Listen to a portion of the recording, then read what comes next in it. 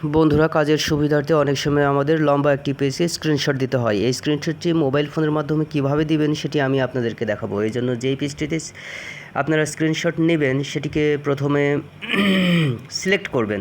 Select করে share অপশনে click করবেন। শেয়ার অপশনে ক্লিক করলে নিচে দেখবেন যে লং শট নামে একটা অপশন আছে, লং শটে ক্লিক করবেন। তারপর দেখবেন দুই পাশে অ্যারো দিয়ে আসবে, আপনি টেনে ওপরে নিয়ে যেতে পারবেন, নিচে নিয়ে আসতে পারবেন।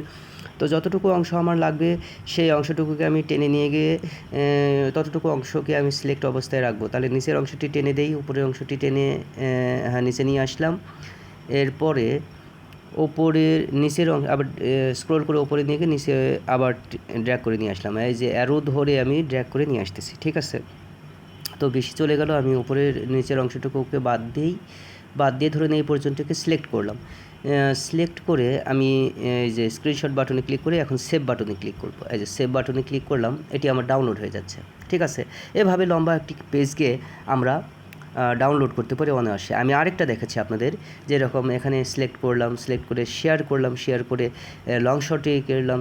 এরপরে আবার এই যে ড্র্যাগ, ওপরে ড্র্যাগ করলাম, নিচের দিকে ড্র্যাগ করে টেনে নিয়ে যাচ্ছি। টেনে নিয়ে গিয়ে যতটুকু প্রয়োজন আমি অতটুকুকেই সিলেক্ট করলাম। সিলেক্ট করে আমি কি করব, লং শটই যে টিক চিহ্ন আছে সেখানে ক্লিক করে সেভ বাটনে ক্লিক করলাম, বাস ডাউনলোড হয়ে গেছে। এইভাবে আমরা লম্বা পেজকে বা ওয়েব পেজকে বা আমাদের প্রয়োজনীয় অনেক সময় ফর্ম পূরণ করতে হয়, সেই ফর্মকে আমরা স্ক্রিনশট দিয়ে আমাদের ফোনে রাখতে পারি বা কোথাও পাঠিয়ে দিতে পারি। তো বন্ধুরা, কাজটা আপনারা শিখে রাখবেন, আপনাদের যে কোনো সময় কাজে লাগতে পারে। তো ধন্যবাদ বন্ধুরা, ভালো থাকবেন, আসসালামু আলাইকুম।